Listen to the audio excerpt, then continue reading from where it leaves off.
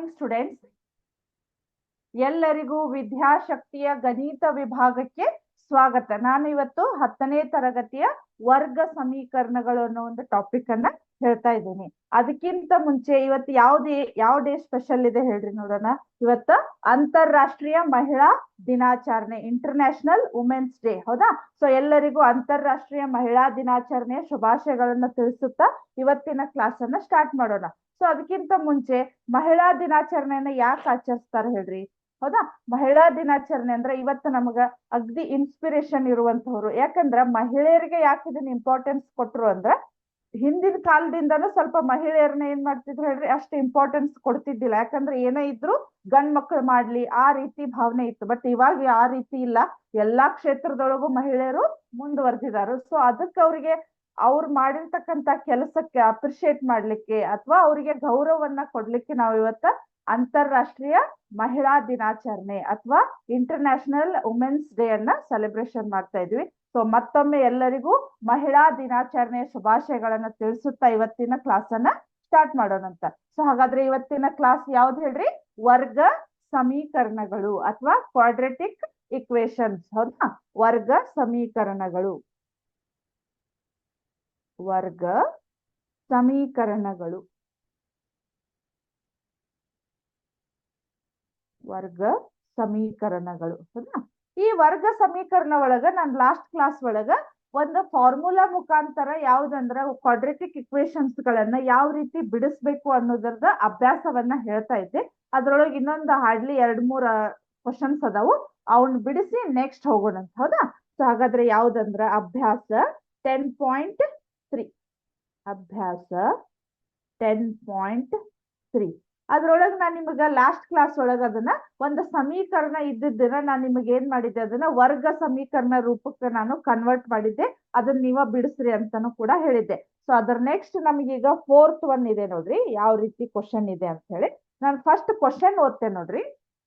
3 ವರ್ಷಗಳ ಹಿಂದಿನ ರೆಹಮಾನನ ವಯಸ್ಸು ವರ್ಷಗಳಲ್ಲಿ ಮತ್ತು 5 ವರ್ಷಗಳ ನಂತರ ಅವನ ವಯಸ್ಸು, ಇವುಗಳ ವೃತ್ಕ್ರಮಗಳ ಮೊತ್ತ 1/3 ಆದರೆ ಅವನ ಈಗಿನ ವಯಸ್ಸು ಕಂಡುಹಿಡಿಯಿರಿ. ಹೌದಾ?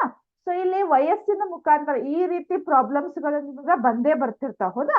ಸೊ ಯಾವಾಗಂದ್ರ ರೇರ್, ಸ್ವಲ್ಪ ಇದ್ರೊಳಗೆ ಯಾಕಂದ್ರೆ ಫಾರ್ಮುಲಾ ಮುಖಾಂತರನ ಬರ್ತಿರ್ತಾವ, ಒಮ್ಮೊಮ್ಮೆ ಹೇಳಕ್ ಬರುದಿಲ್ಲ, ಏನೋ ಅವಾಗ ಕೊಡ್ಬೋದು. ಸೊ ಯಾವ ರೀತಿ ಮಾಡ್ಬೋದು ಇದನ್ನ ಅಂತ ಹೇಳಿ. ಸೊ ಈಗ ಅವರು ರೆಹಮಾನನ ಈಗಿನ ವಯಸ್ಸನ್ನ ಕಂಡುಹಿಡೀರಿ ಅಂತ ಹೇಳಿದ್ದಾರೆ. ಸೊ ನಾ ಏನ್ ಬರೀತೇನೆ ನೋಡ್ರಿ ಇಲ್ಲಿ, ರೆಹಮಾನನ ಈಗಿನ ವಯಸ್ಸು ಎಕ್ಸ್ ಆಗಿರಲಿ. ಈಗಿನ ವಯಸ್ಸು ಈಸ್ ಈಕ್ವಲ್ ಟು ಎಕ್ಸ್ ಆಗಿರಲಿ. ಹೌದಾ? ಎಕ್ಸ್ ಆಗಿರಲಿ. ರೆಹಮಾನನ ಈಗಿನ ವಯಸ್ಸು ಎಕ್ಸ್ ಆಗಿರಲಿ. ಹೌದಾ? ಆಮೇಲೆ ಏನ್ ಹೇಳಿದಾರ ಅವರು? 3 ವರ್ಷದ ಹಿಂದೆ. 3 ವರ್ಷದ ಹಿಂದೆ ಅಂದ್ರೆ ನಾವೀಗ ನಿಮ್ ಫಾರ್ ಎಕ್ಸಾಂಪಲ್ 10th ಅವ್ರದಿರಿ, ಮೇ ಬಿ ನೀವು ಒಂದು 15 ವರ್ಷದವ್ರು ಇರ್ಬೋದು, ಒಬ್ಬೊಬ್ರು 16 ವರ್ಷದವ್ರು ಇರ್ಬೋದು. ಹೌದಾ? ನಾ ಈಗ 3 ವರ್ಷದ ಹಿಂದ ಅಂದ್ರೆ ನೀವ್ ಏನ್ ಮಾಡ್ತೀರಿ ಹೇಳ್ರಿ? 16 ಒಳಗ 3 ಮೈನಸ್ ಮಾಡಿ ನನಗ್ ಹೇಳ್ತೀರಿ 3 ವರ್ಷದಂದ್ರ 13 ವರ್ಷದವ್ರು ಇದ್ವಿರಿ ಅಂತ. ಅದೇ ರೀತಿ ನಮ್ಗೀಗ ಅವ್ರು ಈಗ ಎಕ್ಸ್ ವಯಸ್ಸಿನವ್ರು ಅದಾರಂದ್ರ ಅದ್ರ ಹಿಂದ ವರ್ಷ 3 ವರ್ಷ ಅಂದ್ರೆ ಏನಾಗತ್ ನೋಡ್ರಿ? 3 ವರ್ಷದ ಹಿಂದೆ. 3 ವರ್ಷದ ಹಿಂದಿನ ವಯಸ್ಸು. 3 ವರ್ಷದ ಹಿಂದಿನ ವಯಸ್ಸು ಅಂದ್ರೆ ನಾನು ಏನ್ ಮಾಡ್ತೇನೆ? ಎಕ್ಸ್ -3. ಯಾಕಂದ್ರ ಹಿಂದೆ ಇರೋದ್ರಿಂದ ಇದೇನಾಗಿದೆ ಅಂದ್ರ -3 ಅಂತ ಆಗತ್ತ. ಹೌದಾ? ಎಕ್ಸ್ -3 ಅಂತ ಆಗತ್ತ. ನೆಕ್ಸ್ಟ್ ಆಮೇಲೆ 5 ವರ್ಷಗಳ ನಂತರ, ಇನ್ನು ನೆಕ್ಸ್ಟ್ 5 ವರ್ಷದ ಆದ್ಮೇಲೆ. ಹೌದಾ? 5 ವರ್ಷದ ನಂತರದ ವಯಸ್ಸು. ಹೌದಾ? ನೀವ್ ಇವಾಗ ಏನ್ ಮಾಡ್ತೀರಿ? ನೀವು 16 ವರ್ಷದವ್ರದಿರಿ, ಇನ್ನು 5 ವರ್ಷಕ್ಕೆ ಎಷ್ಟ್ ಆಗ್ತೀರಿ ಅಂದ್ರ 16 + 5 ಮಾಡಿದ್ರೆ ನಿಮ್ಗೆ ಎಷ್ಟ್ ಆಗತ್ ಹೇಳ್ರಿ? 21 ವರ್ಷದವ್ರು ಆಗ್ತೀರಿ. ಹೌದಾ? ಸೊ ಅದೇ ರೀತಿ ಇದನ್ನ ಏನ್ ಮಾಡ್ಬೇಕು ನಾವೀಗ? ಎಕ್ಸ್ +5 ಅಂತ ಆಗುತ್ತ. ಹೌದಾ? ಸೊ ಇಲ್ಲಿ ಏನ್ ಕಂಡೀಷನ್ ಐತೆ ಅಂದ್ರ, ಇವೆರಡೂ ವಯಸ್ಸಿನ ಮೊತ್ತಗಳ ವೃತ್ಕ್ರಮಗಳ ಮೊತ್ತ ಅಂದಾರ. ವೃತ್ಕ್ರಮ ಅಂದ್ರ ಇದನ್ನ, ಈ ವರ್ಡ್ ಅನ್ನ ನಾವು ಎಲ್ಲಿ ಯೂಸ್ ಮಾಡ್ತೇವಂದ್ರ ಭಾಗಾಕಾರ ಒಳಗೆ ಯೂಸ್ ಮಾಡ್ತೇವೆ, ರೆಸಿಪ್ರೊಕಲ್ ಅಂತ ಕರಿತೀವಿ ನಾವು. ಹೌದಾ? ಅದನ್ನೇ ವೃತ್ ಕ್ರಮ ಅಂದ್ರೆ ಉಲ್ಟಾದ ಮಾಡಿ ಅದ್ರದ್ದು ಮೊತ್ತ ಅಂತ ಹೇಳಿದಾರೆ. ಉಲ್ಟಾ ಅಂದ್ರೆ ಏನಾಗತ್ತೆ ಹೇಳ್ರಿ? ಹಾಗಾದ್ರೆ 1/x-3 ಕರೆಕ್ಟ್. ಅದಾದ್ಮೇಲೆ ಪ್ಲಸ್ ಮೊತ್ತ ಅಂದಾರವ್ರು. ಹೌದಾ? ಈ ಎರಡೂ ವಯಸ್ಸಿನ ವೃತ್ ಕ್ರಮಗಳ ಮೊತ್ತ ಉಲ್ಟಾ ಮಾಡಿದಾಗ ಮೊತ್ತ ಅಂತ ಹೇಳಿದಾರು, ಅಥವಾ ರೆಸಿಪ್ರೊಕಲ್ ಮಾಡಿದಾಗ. So 1/x-3 plus 1/x+5 is equal to ಅದ್ರ ಮೊತ್ತ ಅಂತ ಎಷ್ಟು ಕೊಟ್ಟಿದಾರ ನೋಡ್ರಿ? 1/3 ಅಂತ ಕೊಟ್ಟಿದಾರು. 1/3 ಅಂತ ಕೊಟ್ಟಿದಾರೆ. ಸೊ ಇವಾಗ ನಿಮಗೆ ಸ್ವಲ್ಪ ಐಡಿಯಾ ಬಂತು. ಇದನ್ನ ನಾವೇನ್ ಮಾಡ್ಬೇಕೀಗ? ಕ್ವಾಡ್ರೆಟಿಕ್ ಇಕ್ವೇಶನ್ಸ್ ಗೆ ಕನ್ವರ್ಟ್ ಮಾಡ್ಬೇಕು. ಅದಾದ್ಮೇಲೆ ನಾವು ನೆಕ್ಸ್ಟ್ ಮುಂದೆ ಹೋಗ್ಬೇಕು. ಹೌದಾ? ಸೊ ಈಗ ಇದನ್ನ ನೋಡೋಣಂತ. ರಬ್ ಮಾಡ್ಬೋದು ಇದನ್ನ. ಅರ್ಥ ಆಯ್ತು ಇದು? ನೆಕ್ಸ್ಟ್ ಇಲ್ಲಿ ನೋಡ್ರಿ, ನನಗ ಈಗ x-3 x+5 ಐತಲ್ಲ, ನಾನು ಏನ್ ಮಾಡ್ತೇನೆ ಇಲ್ಲಿ ಹೇಳ್ರಿ? ಇದನ್ನ ಲಸಾವನ್ನ ತೆಗಿಬೇಕು. x-3 into x+5 correct is equal to 1/3 ಅಂತ ಇಂಟು ಇದೆ ಇದು. ಹೌದಾ? ಸೊ ಇಲ್ಲಿ ನೋಡ್ರಿ, ಇಲ್ಲಿ x-3 ಐತೆ ಆಲ್ರೆಡಿ ಅಂದ್ರೆ ನಾವ್ ಇದಕ್ಕೆ ಇನ್ನು ಎದರಿಂದ ಗುಣಾಕಾರ ಮಾಡ್ತೇವೆ ಹೇಳ್ರಿ? x+5 ದಿಂದ ಗುಣಾಕಾರ ಮಾಡ್ತೇವಿ. ಆಮೇಲೆ ಇಲ್ಲಿ x+5 ಐತೆ ಅಂದ್ರೆ ಇದಕ್ಕೆ ಎದರಿಂದ ಗುಣಾಕಾರ ಮಾಡ್ತೇವೆ ಹೇಳ್ರಿ? x-3 ದಿಂದ ಇದಕ್ಕ ಗುಣಾಕಾರ ಮಾಡ್ತೇವಿ. ಅರ್ಥ ಆಯ್ತಾ? ಸೊ ಈಗ ಏನಾಗತ್ ನೋಡ್ರಿ, x+5 ಪ್ಲಸ್ ಇಲ್ಲೇ x-3 ಅಂತ ಆಗತ್ತ. x-3 ಅಂತ ಆಗತ್ತ. ಹೌದಾ? ನೆಕ್ಸ್ಟ್ ಇವಾಗ ನೋಡ್ರಿ, ಇಲ್ಲಿ ನೋಡ್ರಿ, x ಎಷ್ಟಾಯ್ತು? 2x ಪ್ಲಸ್ ಇಲ್ಲಿ ನೋಡ್ರಿ ವಿಜಾತಿಯ ಚಿಹ್ನೆಗಳದವು. +5 -3 ಇದ್ದಾಗ ನಾವ್ ಏನ್ ಮಾಡ್ಬೇಕು ಹೇಳ್ರಿ? +5 -3 ಅಂದ್ರೆ ಏನಾಗತ್ತೆ ಇಲ್ಲಿ ನಮಗ? +2 ಅಂತ ಆಗತ್ತ. ವಿಜಾತಿಯ ಚಿಹ್ನೆಗಳು ಇಲ್ಲೇ 2x + 2 ಅಂತ ಆಯ್ತು. ಈಗ ಇದನ್ನ ಮಲ್ಟಿಪ್ಲೈ ಮಾಡ್ರಿ. ಒಂದ್ಸಲ ಇದನ್ನ x ಇಂಟು x ಏನಾಯ್ತು? x² ಆಯ್ತು. ಹೌದಾ? ನಾ ಈ ರೀತಿ ಕ್ವಾಡ್ರೆಟಿಕ್ ಇಕ್ವೇಶನ್ಸ್ ಗಳನ್ನ ಮಲ್ಟಿಪ್ಲೈ ಮಾಡೋದು ನಿಮಗ ಅಭ್ಯಾಸ 10.1 ಹೇಳಿ ಮುಗಿಸಿದೇನೆ ಈಗ. ಹೌದಾ? ಸೊ ಈಗ ನೋಡ್ರಿ, x into x x², plus into plus plus 5 into x 5x. ಹೌದಾ? Minus into plus minus 3 into x 3x, minus into plus minus 3 × 5 15 is equal to 1/3 ಅಂತ ಆಯ್ತು. ಹೌದಾ? ಇವಾಗ ಏನ್ ಮಾಡ್ಬೇಕಂದ್ರೆ ನಾನು ಇದನ್ನ ಕ್ರಾಸ್ ಮಲ್ಟಿಪ್ಲಿಕೇಶನ್ ಅಥವಾ ಓರೆ ಗುಣಾಕಾರವನ್ನ ಮಾಡ್ತೀನಿ. ಓರೆ ಗುಣಾಕಾರವನ್ನ ಮಾಡ್ತೀನಿ. ಈಗ ನೋಡ್ರಿ, ಈ 3ರಿಂದ ಇದಕ್ ಗುಣಾಕಾರ ಮಾಡ್ಬೇಕು. 3 into 2x + 2 correct is equal to 1 ಇದೆ ಇಲ್ಲಿ. ಹೌದಾ? 1 ದಿಂದ ಇದಕ್ಕಷ್ಟು ಗುಣಾಕಾರ ಮಾಡ್ಬೇಕು. x², ಇಲ್ಲಿ ನೋಡ್ರಿ 5x - 3x ಅಂದ್ರ ಸಜಾತಿಯ ಬೀಜ ಪದಗಳದವು. ಆಮೇಲೆ ವಿಜಾತಿಯ ಚಿಹ್ನೆಗಳದವು. ಬಿಡ್ರಿ, ಸಜಾತಿಯ ಬೀಜ ಪದಗಳಿದ್ರೆ ನಾವು ಕೂಡಿಸ್ಬೋದು ಅಥವಾ ಅದನ್ನ ಕಳಿಬಹುದು. ಸೊ 5x - 3x ಅಂದ್ರ ವಿಜಾತಿಯ ಚಿಹ್ನೆಗಳಿರೋದ್ರಿಂದ ಇದನ್ನ ಮೈನಸ್ ಮಾಡಿ ನನ್ಗೆ ಎಷ್ಟಾಗತ್ತೆ ಹೇಳ್ರಿ? +2x -15. ಹೌದಾ? -15 ಅಂತ ಆಯ್ತು. ಹೌದಾ?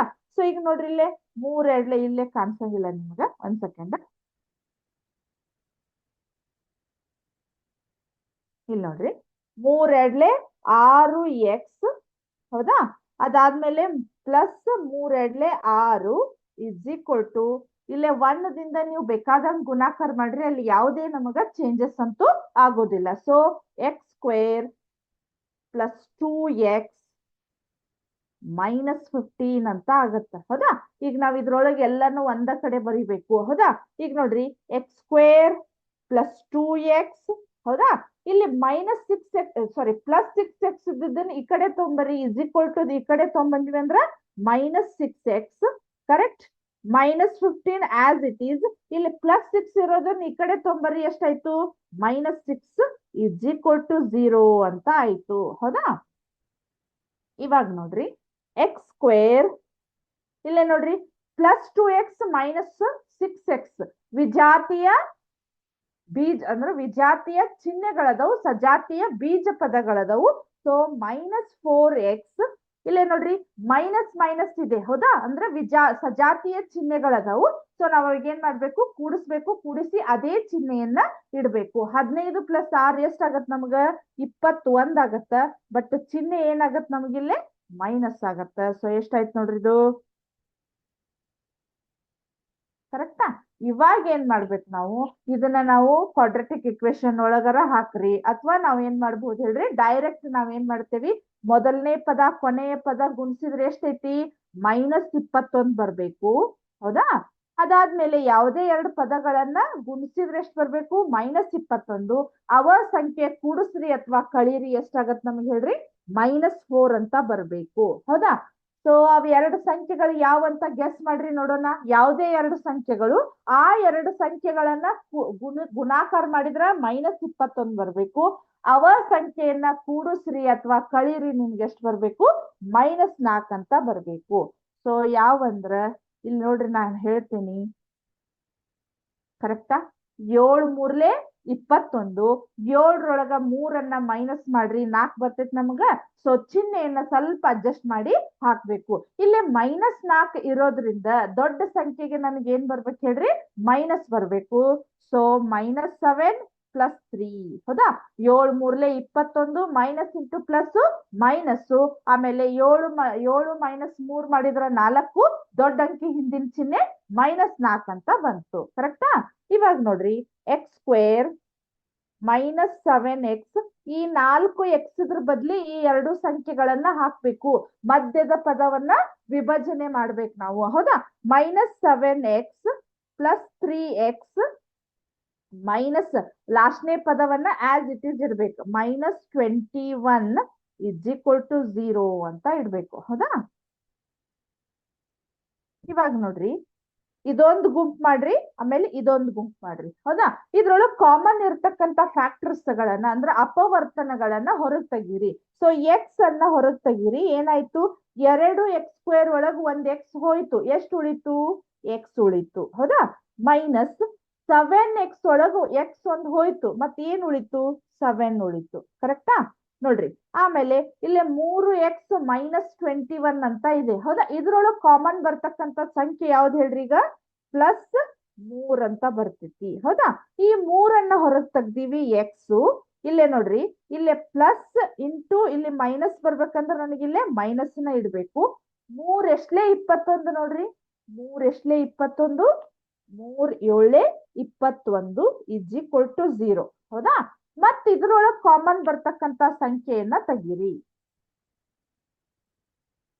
ಇದ್ರೊಳಗ ಇವಿಷ್ಟು ಗುಂಪು ಮಾಡಿದಾಗ ಹೊರಗ್ ಬರೋದ ಯಾವ್ದು ಹೇಳ್ರಿ, x - 7 ಅನ್ನ ಹೊರಗ್ ತೆಗದ್ರಿ. ಹೌದಾ? ಸೊ ಇಲ್ಲಿ x - 7 ಹೋತಂದ್ರೆ ಏನ್ ಉಳಿತಿಲ್ಲ ನಮ್ಗ, x ಉಳಿತು. ಅದಾದ್ಮೇಲೆ ಮತ್ತೆ ಇಲ್ಲಿ x - 7 ಅನ್ನ ಹೊರಗ್ ತೆಗ್ದಿವಂದ್ರೆ ಏನ್ ಉಳಿತು, ಇಲ್ಲೇ +3 ಅಂತ ಉಳಿತು. ಹೌದಾ? = 0. ಹೌದಾ? x - 7 = 0 ಆರ್ ಅಥವಾ ಅಂತಾದ್ರೂ ಬರೀರಿ. ಆಮೇಲೆ x + 3 = 0. therefore x -7 ಅನ್ನ ಆ ಕಡೆ ಕಳಿಸ್ರಿ, ಎಷ್ಟಾಯ್ತು ನಮಗ, 7 ಅಂತ ಆಯ್ತು. ಕರೆಕ್ಟಾ? x +3 ಅನ್ನ ಆ ಕಡೆ ಕಳಿಸ್ರಿ, ಎಷ್ಟಾಯ್ತು, -3 ಅಂತ ಆಯ್ತು. ಸೊ x ವ್ಯಾಲ್ಯೂಗಳು ನಮಗ 2 ಬಂದು. ಅಲ್ಲಿ ಏನು ಕ್ವಶನ್ ಇತ್ತು ಹೇಳ್ರಿ ನಮಗ, ರೆಹಮಾನರ ಈಗಿನ ವಯಸ್ಸು ನಾವು x ಅಂತ ಕನ್ಸಿಡರ್ ಮಾಡಿದ್ವಿ. ಸೊ ಇಲ್ಲಿ x ನಮಗೆ ಇಲ್ಲಿ 2 ಬಂದ್ಬಿಟ್ಟು. ಹೌದಾ? ಹಾಗಾದ್ರೆ ಯಾವ್ದನ್ನ ಕನ್ಸಿಡರ್ ಮಾಡ್ಬೇಕು ನಾವು, ಯೂಸ್ವಲಿ ನಮ್ಗೆ ಏನೋ ಬೇಕಾಗಿತ್ತಂದ್ರೆ ನಾವು ಪ್ಲಸ್ ಇರ್ತಕ್ಕಂತ ವ್ಯಾಲ್ಯೂಗಳನ್ನ ಚೂಸ್ ಮಾಡ್ಬೇಕು. ಅದು 1ನೇ ಪಾಯಿಂಟ್. ಅದಾದ್ಮೇಲೆ ಇಲ್ಲಿ ನಮಗ ವರ್ಷಗಳೊಳಗ ಕೇಳಿದಾರ ಅವ್ರು. ವರ್ಷ ಯಾವಾಗಾದ್ರೂ ನಮಗ ಮೈನಸ್ ಒಳಗ್ ಬಂದಿಲ್ಲಲ್ಲ. ಸೊ ನಿಮ್ಗೆ ಫಾರ್ ಎಕ್ಸಾಂಪಲ್ ನಿಮ್ ವಯಸ್ಸು ಎಷ್ಟಂದ್ರ -16 ಅಂತ ಹೇಳ್ತಿರೇನು, ಇಲ್ಲ. ಹೌದಾ? ರೂಪಾಯಿ ಇರ್ಬಹುದು ಅಥವಾ ನಿಮ್ದು ವಯಸ್ಸು ಇರ್ಬಹುದು. ಒಂದು ಸಮ್ ಕ್ವಾಂಟಿಟೀಸ್ ನಾವು ಮೈನಸ್ ಒಳಗ್ ಹೇಳಲಿಕ್ಕೆ ಆಗುದಿಲ್ಲ. ಸೊ ಅದಕ್ಕೆ ನಾನು ಯಾವ್ದನ್ನ ಕನ್ಸಿಡರ್ ಮಾಡ್ತೇನೆ ಹೇಳ್ರಿ, ಹಾಗಾದ್ರೆ -3 ಕನ್ಸಿಡರ್ ಮಾಡೋದಿಲ್ಲ. ಯಾಕಂದ್ರೆ ವಯಸ್ಸು ಮೈನಸ್ ಒಳಗ ಬರುದಿಲ್ಲ ನಮಗ. ಸೊ ಏಜ್ ಎದ್ರೊಳಗ ಇರ್ತೈತಿ, ಯಾವಾಗಿದ್ರು ಆಲ್ವೇಸ್ ಅದು ಪಾಸಿಟಿವ್ ಒಳಗ ಇರ್ತೈತಿ. ಸೊ ಈಗ ಅವ್ರದ್ದು ಕನ್ಸಿಡರ್ ಮಾಡೋದು ಯಾವ್ದು, ಹಾಗಾದ್ರೆ ನಾನು x = 7 ಅಂತ ಕನ್ಸಿಡರ್ ಮಾಡ್ತೇನೆ. therefore ರೆಹಮಾನನ ಈಗಿನ ವಯಸ್ಸು ಎಷ್ಟಾಗಾದ್ರೆ ಹೇಳ್ರಿ, 7 ವರ್ಷಗಳು. ಈ ರೀತಿ ನಾವು ಇದನ್ನ ಒಂದು ಪ್ರಾಬ್ಲಮ್ ಅನ್ನ ಅಂದ್ರೆ ಸೆಂಟೆನ್ಸ್ ರೂಪದೊಳಗಿರ್ತಕ್ಕಂಥ ಪ್ರಾಬ್ಲಮ್ ಅನ್ನ ನಾವು ಈ ರೀತಿ ಅದನ್ನ ಕನ್ವರ್ಟ್ ಮಾಡ್ಬೇಕು. ಅರ್ಥ ಆಯ್ತಾ? ನೆಕ್ಸ್ಟ್ ಹೋಗೋಣ ಈಗ. ನೆಕ್ಸ್ಟ್ ಸೊ ಇಲ್ಲಿಗೆ ಇದು ಅಭ್ಯಾಸ 10.3 ಮುಗೀತು. ಇದ್ರ ನೆಕ್ಸ್ಟ್ ನಮಗೀಗ ಇವೇ ಕ್ವಾಡ್ರೆಟಿಕ್ ಇಕ್ವೇಶನ್ಸ್ ಗಳು ಬಂದಿರ್ತಕ್ಕಂಥ ರಿಸಲ್ಟ್ ಮೇಲೆ ನಮ್ಗೆ ಏನಾಗತ್ತಂದ್ರ ಒಂದು ಅದರದ ಸ್ವಭಾವಗಳನ್ನ ಯಾವ ರೀತಿ ನೋಡ್ಬೇಕು ಅನ್ನೋದು ಗೊತ್ತಾಗ್ತೈತಿ. ವರ್ಗ ಸಮೀಕರಣಗಳ ಮೂಲಗಳ ಸ್ವಭಾವ ಅಥವಾ ನೇಚರ್ ಆಫ್ ರೂಟ್ಸ್ ಆಫ್ ಯಾವುದು ಕ್ವಾಡ್ರೆಟಿಕ್ ಇಕ್ವೇಶನ್ಸ್ ಅಂತ ಹೇಳಿ. ಹೌದಾ? ವರ್ಗ ಸಮೀಕರಣಗಳ ಮೂಲಗಳ ಸ್ವಭಾವ. ಹೌದಾ? ಮೂಲಗಳ ಸ್ವಭಾವ. ಮೂಲಗಳ ಸ್ವಭಾವ. ಹೌದಾ? ಈ ಮೂಲಗಳ ಸ್ವಭಾವವನ್ನ ಕಂಡು ಹಿಡ್ಲಿಕ್ಕೆ ನಮ್ಗೆ ಏನಾಗಿದೆ ಅಂದ್ರೆ ಒಂದು ಸೂತ್ರ ಇದೆ. ಅದು ಯಾವ ಸೂತ್ರ ಅಂದ್ರ delta is equal to b² - 4ac. ಹೌದಾ? ಇದು ಮೂಲಗಳ ಸ್ವಭಾವವನ್ನ ಕಂಡು ಹಿಡಿಲಿಕ್ಕೆ ನಮಗೆ ಏನಾಗಿದೆ ಅಂದ್ರ delta is equal to b² - 4ac ಅಂತ ಇದೆ. ಸೊ ಒಂದು ನಮ್ಗೆ ಏನಾಗಿರ್ತೈತಿ, ಒಂದು ಕ್ವಾಡ್ರೆಟಿಕ್ ಇಕ್ವೇಶನ್ಸ್ ಗಳನ್ನ ಕೊಡ್ತಾರೋ ಅದ್ರೊಳಗ A value, B value, C value ಅನ್ನ ಹಾಕಿ ಅದ ಬಂದಿರ್ತಕ್ಕಂಥ ಆನ್ಸರ್ ಮೇಲೆ ನಮ್ಗೆ ಏನಾಗಿರ್ತೈತಿ ಆ ಮೂಲಗಳ ಸ್ವಭಾವವನ್ನ ನಾವು ಕಂಡುಹಿಡಿಬೇಕು. ಆ ಮೂಲಗಳ ಸ್ವಭಾವ ಯಾವ ರೀತಿ ಅದಾವಂತ ನೋಡೋಣಂತ. ಸೊ ಇಲ್ಲಿ delta is equal to greater than 0 ಅಂದ್ರ ಜೀರೋದಕ್ಕಿಂತ ಇದನ್ನೆಲ್ಲ ನೀವು ಸಾಲ್ವ್ ಮಾಡಿದ್ರಿ. ನಿಮ್ಗ ನೆಕ್ಸ್ಟ್ ಇಲ್ಲಿ ಪ್ರಾಬ್ಲಮ್ಸ್ ಗಳನ್ನ ಸಾಲ್ವ್ ಮಾಡೋ ಮುಂದೆ ಇನ್ನೂ ಸ್ವಲ್ಪ ಡಿಟೇಲ್ ಆಗಿ ಅರ್ಥ ಆಗ್ತೈತಿ. ಜಸ್ಟ್ ಈಗ ನಾನು ಸ್ಟಾರ್ಟಿಂಗ್ ಇಂಟ್ರೊಡಕ್ಷನ್ ಅನ್ನ ಕೊಡ್ತಾ ಇದ್ದೇನೆ. ಹೌದಾ? ಸೊ ಈಗ ಡೆಲ್ಟಾ ಇದನ್ನೆಲ್ಲ ಸಾಲ್ವ್ ಮಾಡಿದ್ಮೇಲೆ ಜೀರೋದಕ್ಕಿಂತ ನಿಮಗೆ ಜಾಸ್ತಿ ವ್ಯಾಲ್ಯೂ ಬಂತಪ್ಪ ಅಂದ್ರ ಅದ್ರ ಕಂಡೀಷನ್ ಏನಂದ್ರ ವಾಸ್ತವ ಮತ್ತು ಭಿನ್ನವಾಗಿರ್ತೈತಿ. ವಾಸ್ತವ ಮತ್ತು ಭಿನ್ನವಾಗಿರ್ತೈತಿ. ಸ್ವಭಾವವನ್ನ ಬರೀಲೇಬೇಕು. ಇದು ಈ ಕ್ವಶನ್ಸ್ ಗಳು ನಿಮಗ very very very important exam purpose. ಹೌದಾ? ಇದನ್ನ ಕೇಳ್ತಿರ್ತಾರೆ. ಹೌದಾ? ವಾಸ್ತವ ಮತ್ತು ಭಿನ್ನ ಅಂತ ಬರಿಬೇಕು. ನೆಕ್ಸ್ಟ್ ಆಮೇಲೆ ಡೆಲ್ಟಾ ಇಸ್ ಈಕ್ವಲ್ ಟು 0. ಹೌದಾ?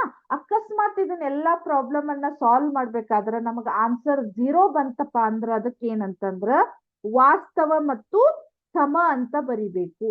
ವಾಸ್ತವ ಮತ್ತು ಸಮ ಅಂತ ಬರಿಬೇಕು. ಕರೆಕ್ಟಾ? Next delta is less than 0. Delta is less than 0 ಅಂದ್ರ ವ್ಯಾಲ್ಯೂಗಳು ನಮಗ ಮೈನಸ್ ಒಳಗ ಬಂತಪ್ಪ ಅಂದ್ರ ಸೊ ಅಲ್ಲಿ ಏನಾಗತ್ತಂದ್ರ ವಾಸ್ತವ ಮತ್ತು ಯಾವುದೇ ಮೂಲಗಳನ್ನು ಹೊಂದಿಲ್ಲ. ಹೌದಾ? ಯಾವುದೇ ಮೂಲಗಳನ್ನು ಹೊಂದಿರುವುದಿಲ್ಲ ಅಂತ ಬರಿಬೇಕು. ಯಾವುದೇ ಮೂಲಗಳನ್ನು ಹೊಂದಿಲ್ಲ. ಮೂಲಗಳನ್ನು ಹೊಂದಿಲ್ಲ ಅಂತ ಬರಿಬೇಕು. ಕರೆಕ್ಟಾ? ಯಾವುದೇ ಮೂಲಗಳನ್ನ ಹೊಂದಿಲ್ಲ ಅಂತ ಹೇಳಿ ಇದನ್ನ ನೀವು ಒಂದಿಷ್ಟು ಪ್ರಾಬ್ಲಮ್ಸ್ ಗಳನ್ನ ಸಾಲ್ವ್ ಮಾಡಿದ್ರಂದ್ರೆ ಇದರದ್ದು ಕರೆಕ್ಟ್ ಮೀನಿಂಗ್ ನಿಮಗೆ ಇನ್ನೂ ಅರ್ಥ ಆಗ್ತೈತೆ. ಹೌದಾ? So delta is greater than 0 ಇದ್ದಾಗ ವಾಸ್ತವ ಮತ್ತು ಭಿನ್ನ ಆ ಮೂಲಗಳ ಸ್ವಭಾವವನ್ನ ನಾವು ಯಾವ ರೀತಿ ಅನಲೈಸ್ ಮಾಡ್ಬೇಕಂದ್ರ ವಾಸ್ತವ ಮತ್ತು ಭಿನ್ನ. ಅಕಸ್ಮಾತ್ ಡೆಲ್ಟಾ ಇಸ್ ಈಕ್ವಲ್ ಟು 0 ಇತ್ತಂದ್ರ ವಾಸ್ತವ ಮತ್ತು ಸಮ. ಡೆಲ್ಟಾ ಇಸ್ ಲೆಸ್ ದೆನ್ 0 ಇತ್ತಂದ್ರ ಯಾವುದೇ ಮೂಲಗಳನ್ನ ಹೊಂದಿಲ್ಲ ಅಂತ ಹೇಳಿ ನಾವು ಬರಿಬೇಕು. ಹೌದಾ? ಇದನ್ನ ಯಾವ ರೀತಿ ಅಂತ ಪ್ರಾಬ್ಲಮ್ ಅನ್ನ ಸಾಲ್ವ್ ಮಾಡೋಣ. ಅದಕ್ಕಿಂತ ಮುಂಚೆ ನಿಮ್ಗೆ ಇಲ್ಲೇ ಒಂದು ಸಿಮ್ಯುಲೇಷನ್ ಇದೆ ನೋಡ್ರಿ.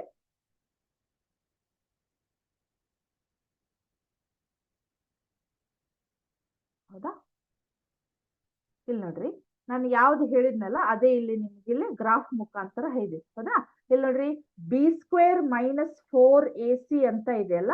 ಸೊ ಇಲ್ಲಿ ನಾನು ಏನ್ ಮಾಡ್ಬೋದಂದ್ರ ಎ ಮತ್ತ ಬಿ ವ್ಯಾಲ್ಯೂಗಳನ್ನ ಚೇಂಜ್ ಮಾಡ್ಕೋಬಹುದು. ಇಲ್ಲಿ ಕಾಣಿಸ್ತಾ ಇದೆಯಲ್ಲ, ಎ ಅನ್ನ ಚೇಂಜ್ ಮಾಡ್ಕೋಬಹುದು, ಬಿ ಅನ್ನ ಚೇಂಜ್ ಮಾಡ್ಕೋಬಹುದು, ಸಿ ಅನ್ನ ಚೇಂಜ್ ಮಾಡ್ಕೋಬಹುದು. ಕರೆಕ್ಟಾ? ಸೊ ಅಲ್ಲಿ ಏನಾಗಿದೆ ನೋಡ್ರಿ, ಇಲ್ಲಿ ಡೆಲ್ಟಾ ಈಸ್ ಗ್ರೇಟರ್ ದೆನ್ 0 ಅಂದ್ರ ಇಲ್ಲಿ ಕಾಣಿಸ್ತಾ ಇದೆ ನಿಮ್ಗ ಆನ್ಸರು ಇಲ್ಲಿ b² - 4ac. ಈ ಸಿಂಬಾಲ್ ನೆನಪಿಟ್ಕೋರಿ. ತ್ರಿಭುಜ ಅನ್ನೋ ಹಾಗಿಲ್ಲ. ಅದಕ್ಕೆ ನಾವ್ ಏನಂತ ಕರಿತೇವಂದ್ರ ಡೆಲ್ಟಾ ಅಂತ ಕರಿತೇವಿ. ಡೆಲ್ಟಾ. ಹೌದಾ? Delta is equal to b² - 4ac. So B ಇದ್ದಲ್ಲಿ ಬಿ ವ್ಯಾಲ್ಯೂ ಹಾಕಿ, 4 ಎ ವ್ಯಾಲ್ಯೂ ಹಾಕಿ, ಸಿ ವ್ಯಾಲ್ಯೂ ಹಾಕಿ ನಾವು ಸಿಂಪ್ಲಿಫೈ ಮಾಡಿದಾಗ ಇಲ್ಲಿ 193 ಅಂತ ಬಂದಿದೆ. ಹೌದಾ? ಈ 193 ಏನಾಗತ್ತೆ ಹೇಳ್ರಿ, ನಮಗ 0ಕ್ಕಿಂತ ಜಾಸ್ತಿ ಇರೋದ್ರಿಂದ ನಮ್ಗೆ ಏನಾಗತ್ತಲ್ಲಿ ಡೆಲ್ಟಾ ಇಸ್ ಗ್ರೇಟರ್ ದೆನ್ 0 ಇದ್ದಾಗ ಇಲ್ಲಿ ನೋಡ್ರಿ roots are real and distinct ಅಂತ ಅಂದ್ರ ವಾಸ್ತವ ಮತ್ತು ಭಿನ್ನವಾಗಿದೆ ಅಂತ ನಾವು ಬರಿಬೇಕು. ಹೌದಾ? ಸೊ ಇಲ್ಲಿ ಏನಾದ್ರು ಮತ್ತೆ ನಾನು ನೋಡ್ತೇನೆ ತಡ್ರಿ. ಹೌದಾ, ಇಲ್ಲಿ ಚೇಂಜ್ ಮಾಡ್ಲಿಕ್ಕೆ ಬರುದಿಲ್ಲ. ಹಾ, ಇವಾಗ ನೋಡ್ರಿ ಇಲ್ಲಿ ಮೈನಸ್ ಒಳಗ್ ಬಂತು ಆನ್ಸರ್. ಹೌದಾ? ಮೈನಸ್ ಒಳಗ್ ಬಂದಾಗ ನಮ್ಗೆ ಏನಾಗ್ತೈತಿ? ನೋ ರಿಯಲ್ ರೂಟ್ಸ್, ಯಾವುದೇ ಮೂಲಗಳನ್ನದು ಹೊಂದಿಲ್ಲ ಅಂತ ನಾವು ಹೇಳ್ಬಹುದು. ಹೌದಾ? ಈ ಸೂತ್ರದ ಮೇಲೆ ನಿಮ್ಗೆ ಇನ್ನೂ ಒಂದಿಷ್ಟು ಪ್ರಾಬ್ಲಮ್ಸ್ ಗಳು ಅದಾವು, ಅವನ್ನ ನೋಡೋಣಂತ. ಹೌದಾ? ಸೊ ಇದ್ರೊಳಗ ನಮಗ್ ಕಂಡೀಷನ್ ಗೊತ್ತಿರೋದು ಯಾವ್ದು ಹೇಳ್ರಿ? 3 ಗೊತ್ತಿರ್ಬೇಕು. ಡೆಲ್ಟಾ ಇಸ್ ಗ್ರೇಟರ್ ದೆನ್ 0 ಇದ್ದಾಗ ಯಾವ ಕಂಡೀಷನ್ ಇದೆ, ಈ ಕಂಡೀಷನ್ಸ್ ಗಳು ನೆನಪಿರ್ಲೇಬೇಕು ನಿಮಗ ಎಕ್ಸಾಮ್ ಒಳಗ್ ಕನ್ಫ್ಯೂಷನ್ ಆಗ್ತೈತಿ. ಗ್ರೇಟರ್ ದೆನ್ 0 ಇದ್ದಾಗ ಏನ್ ಬರಿಬೇಕು, ಈಕ್ವಲ್ ಟು ಇದ್ದಾಗ ಏನ್ ಬರಿಬೇಕು, ಆಮೇಲೆ ಲೆಸ್ ದೆನ್ ಇದ್ದಾಗ ಏನ್ ಬರಿಬೇಕು. ಈಕ್ವಲ್ ಟು 0 ಇತ್ತಂದ್ರೆ ನೆನ್ಪಿಟ್ಕೋರಿ ವಾಸ್ತವ ಮತ್ತು ಮೂಲ. ಹೌದಾ? ಗ್ರೇಟರ್ ದೆನ್ 0 ಇತ್ತಂದ್ರ ವಾಸ್ತವ ಮತ್ತು ಭಿನ್ನ. ಲೆಸ್ ದೆನ್ ಎಲ್ಲ ಆನ್ಸರ್ ಏನಾದ್ರು ಮೈನಸ್ ಒಳಗ್ ಬಂದಿತ್ತಂದ್ರ ನಮ್ಗ ಯಾವುದೇ ಮೂಲಗಳನ್ನ ಹೊಂದಿಲ್ಲ ಅಂತ ಹೇಳಿ ನಾವು ಬರಿಬೇಕು. ಬಟ್ ಸಿಂಪ್ಲಿಫೈ ಮಾಡುವಾಗ ನೀಟಾಗಿ ಸಿಂಪ್ಲಿಫೈ ಮಾಡ್ಬೇಕು. ಅಲ್ಲಿ ಪ್ಲಸ್ ಬರುವಲ್ಲಿ ನೀವು ಮೈನಸ್ ಬರುವ ಹಾಗೆ ಸಿಂಪ್ಲಿಫೈ ಮಾಡಿದ್ರದು ನಿಮ್ ಮಿಸ್ಟೇಕ್. ಹೌದಾ? ನೆಕ್ಸ್ಟ್ ಹೋಗೋಣ ಈಗ. ನೆಕ್ಸ್ಟ್ ಇದನ್ನ ಅಭ್ಯಾಸಕ್ಕೆ ಹೋಗೋಕ್ಕಿಂತ ಮುಂಚೆ ನಾವು ಸ್ವಲ್ಪ ಮಲ್ಟಿಪಲ್ ಚಾಯ್ಸ್ ಕ್ವಶನ್ಸ್ ಗಳನ್ನ ಮುಗಿಸಿ ನೆಕ್ಸ್ಟ್ ಹೋಗೋಣ ಅಂತ. ಹೌದಾ?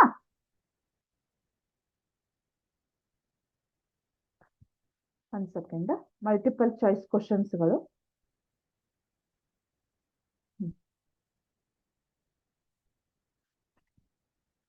ಹೌದಾ?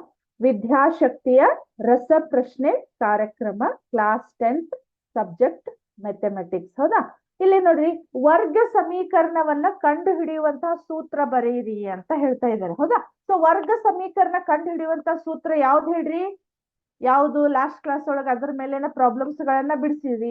X equal to minus B plus or minus root B square minus 4ac divided by 2a ಅಂತ ಆಗುತ್ತಾ. ಹಾಗಾದ್ರೆ ವರ್ಗ ಸಮೀಕರಣವನ್ನ ಕಂಡುಹಿಡಿಯುವಂತಹ ಸೂತ್ರ X equal to minus B plus or minus root B square minus 4ac divided by 2a ಅಂತ ಆಗುತ್ತಾ. ಹೌದಾ?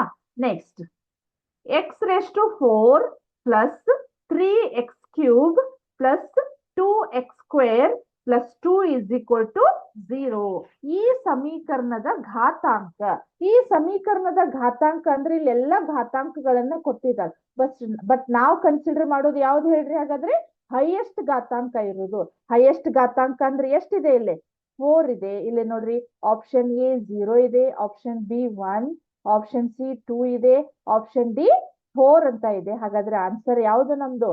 Option D is the right answer. Next x cube plus 2x square plus 2x plus 5 is equal to 0. ಈ ಬಹುಪದೋಕ್ತಿಯು option A ರೇಖಾತ್ಮಕ ಸಮೀಕರಣ, option B ಘನಾತ್ಮಕ ಸಮೀಕರಣ, option C ವರ್ಗ ಸಮೀಕರಣ, option D ಶೂನ್ಯ ಸಮೀಕರಣ. ಹಾಗಾದ್ರೆ ಇದು ಯಾವುದು? ಹೈಯೆಸ್ಟ್ ಘಾತಾಂಕ ಎಷ್ಟಿದೆ? ಅಲ್ಲಿ 3 ಇದೆ. 3 ಇರೋದ್ರಿಂದ ನಾವು ಅದಕ್ಕೆ ಏನಂತ ಕರಿತೇವೆ ಹೇಳ್ರಿ? 3 ಅಂದ್ರೆ ಏನು? ಘನ ಅಂದ್ರೆ ಘನಾತ್ಮಕ ಸಮೀಕರಣ. So option B is the right answer. Next X square plus 4x plus 4 ಈ ಬಹುಪದೋಕ್ತಿಯ ಮೂಲಗಳು. ಈ ಬಹುಪದೋಕ್ತಿಯ ಮೂಲಗಳು ನಿಮಗೆ ಹೇಳಿದ್ನಲ್ಲ, 1ನೇ ಪದ ಮತ್ತ ಕೊನೆಯ ಪದವನ್ನ ಗುಣಿಸ್ರಿ 4. ಹೌದಾ? ಆಮೇಲೆ ಅದೇ ಪದವನ್ನ ನಾವ್ ಏನ್ ಮಾಡ್ಬೇಕು? ನಡುವಿಂದು ಅವ ಸಂಖ್ಯೆಗಳನ್ನ ಕೂಡಿಸ್ರಿ ಅಥವಾ ಕಳೀರಿ. ನಮ್ಗೆ ಏನ್ ಬರ್ಬೇಕು ಹೇಳ್ರಿ? +4 ಬರ್ಬೇಕು. ಈಗ 2 + 2 ಅಂತ ಕನ್ಸಿಡರ್ ಮಾಡಿದಾಗ ಅದನ್ನ ಎಕ್ಸ್ ಇಕ್ವಲ್ ಟು ಮಾಡಿದಾಗ ನಮ್ಗೆ ಏನಾಗತ್ತೆ ಹೇಳ್ರಿ? ಎಕ್ಸ್ ಪ್ಲಸ್ 2 ಇದ್ದಿದ್ದು -2 ಆಗತ್ತ. ಇನ್ನೊಂದು ಎಕ್ಸ್ ಪ್ಲಸ್ 2 ಕೂಡ ನಮ್ಗೆ ಏನಾಗತ್ತ? ಮೈನಸ್ ಆಗತ್ತ. ಸೊ ಹಾಗಾದ್ರೆ ಇಲ್ಲಿ ಏನಾಗತ್ತೆ ನೋಡ್ರಿ, ಇಲ್ಲಿ ನಮ್ಗೆ option C is the right answer.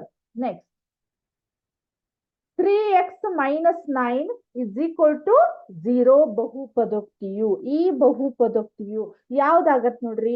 Option A ರೇಖಾತ್ಮಕ ಸಮೀಕರಣ, ಆಪ್ಷನ್ ಬಿ ವರ್ಗಾತ್ಮಕ ಸಮೀಕರಣ, ಆಪ್ಷನ್ ಸಿ ಘನಾತ್ಮಕ ಸಮೀಕರಣ, ಆಪ್ಷನ್ ಡಿ ಯಾವುದು ಅಲ್ಲ. ಹಾಗಾದ್ರೆ 3x - 9 ಇಸ್ ಈಕ್ವಲ್ ಟು 0 ಅದು ಯಾವ ಪದೋಕ್ತಿ ಅಂದ್ರ ಅಲ್ಲಿ ನೋಡ್ರಿ ಘಾತಾಂಕ ಒಂದೇ ಇರೋದ್ರಿಂದ ಅದಕ್ಕೆ ನಾವ್ ಏನಂತ ಕರಿತೇವೆ ಹೇಳ್ರಿ? ರೇಖಾತ್ಮಕ ಸಮೀಕರಣ ಅಂತ ಕರಿತೇವಿ. ನೆಕ್ಸ್ಟ್, ವರ್ಗ ಸಮೀಕರಣದ ಸಾಮಾನ್ಯ ರೂಪ. ವರ್ಗ ಸಮೀಕರಣದ ಸಾಮಾನ್ಯ ರೂಪ ಏನಿದೆ ಹೇಳ್ರಿ? ax² plus bx plus c is equal to 0. ವರ್ಗ ಸಮೀಕರಣದ ಸಾಮಾನ್ಯ ರೂಪ ಏನಂದ್ರ ax² plus bx plus c is equal to 0. ಹೌದಾ? ನೆಕ್ಸ್ಟ್ ಕ್ವಶನ್, ವರ್ಗ ಸಮೀಕರಣಗಳು ಎಷ್ಟು ಪರಿಹಾರಗಳನ್ನ ಹೊಂದಿವೆ? ಅಂದ್ರೆ ಅದಕ್ಕೆ ಎಕ್ಸ್ ಈಕ್ವಲ್ ಟು ಎಷ್ಟು ವ್ಯಾಲ್ಯೂ ಬರ್ತಾವ ಹೇಳ್ರಿ?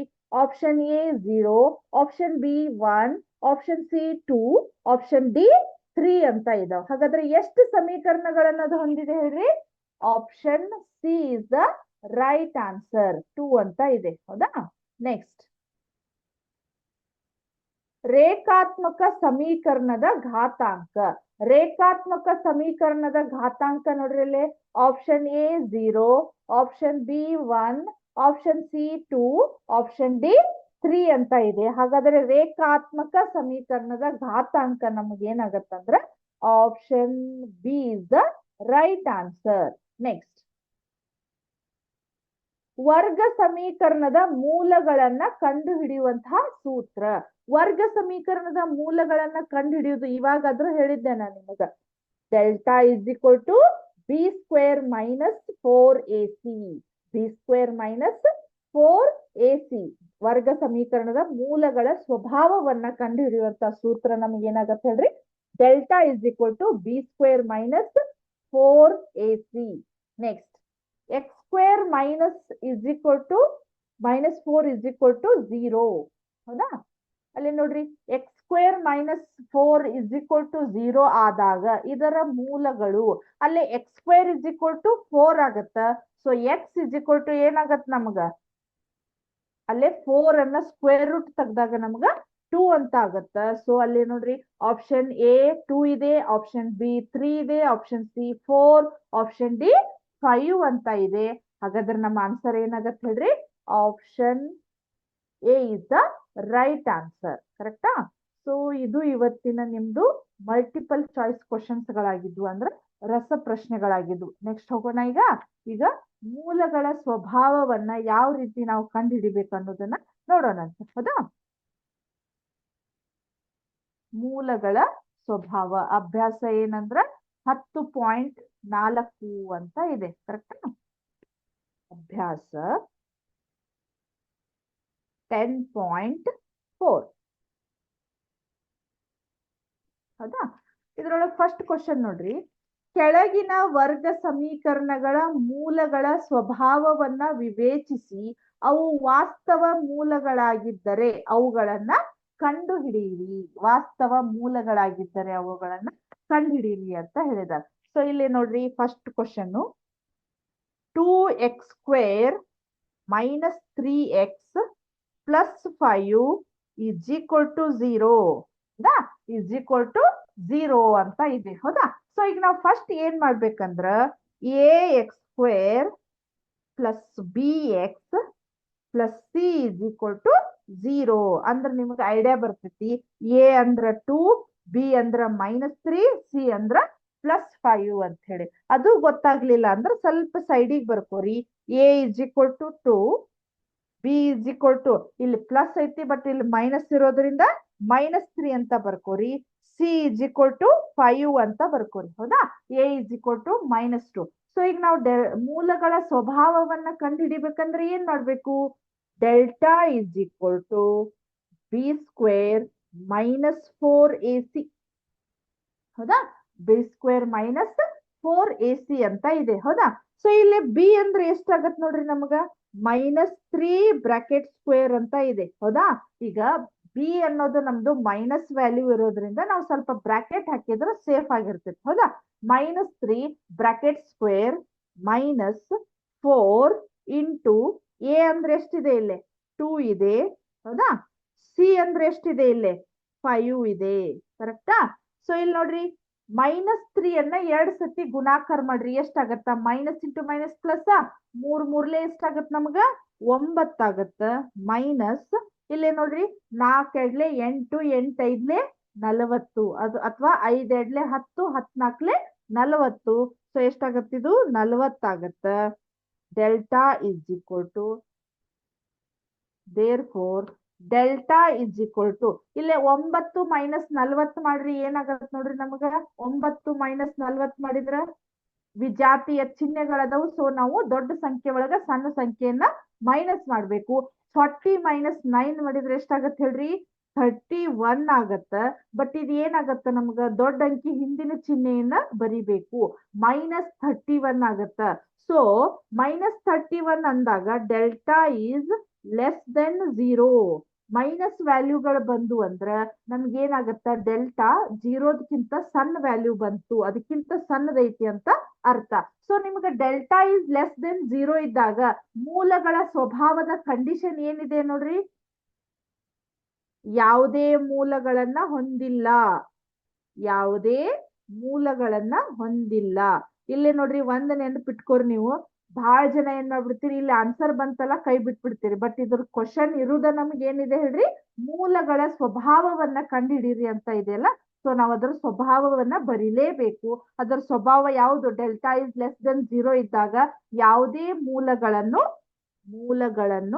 ಹೊಂದಿಲ್ಲ ಅಂತ ಬರಿಬೇಕು. ಕರೆಕ್ಟಾ? ಈ ರೀತಿ ನಾವು ಮೂಲಗಳ ಒಂದು ಕ್ವಾಡ್ರೆಟಿಕ್ ಇಕ್ವೇಶನ್ಸ್ ಗಳ ಮೂಲಗಳನ್ನ ಈ ರೀತಿ ಫಾರ್ಮುಲಾ ಹಾಕಿ ನಾವು ಕಂಡುಹಿಡಿಬೇಕು. ಸೊ ಇಲ್ಲಿವರೆಗೆ ಹೇಳಿರ್ತಕ್ಕಂಥ ಅಭ್ಯಾಸ ನಿಮಗ ನೀಟಾಗಿ ಅಂಡರ್ಸ್ಟ್ಯಾಂಡ್ ಆಯ್ತು ಅಂತ ತಿಳ್ಕೊಂಡು ಇವತ್ತಿನ ಕ್ಲಾಸ್ ಅನ್ನ ಮುಗಿಸ್ತಾ ಇದ್ದೇನೆ. ಇದರ ಕಂಟಿನ್ಯೂ ಪಾರ್ಟ್ ಅನ್ನ ನೆಕ್ಸ್ಟ್ ಕ್ಲಾಸ್ ಒಳಗೆ ಕಂಟಿನ್ಯೂ ಮಾಡೋಣ. Thank you.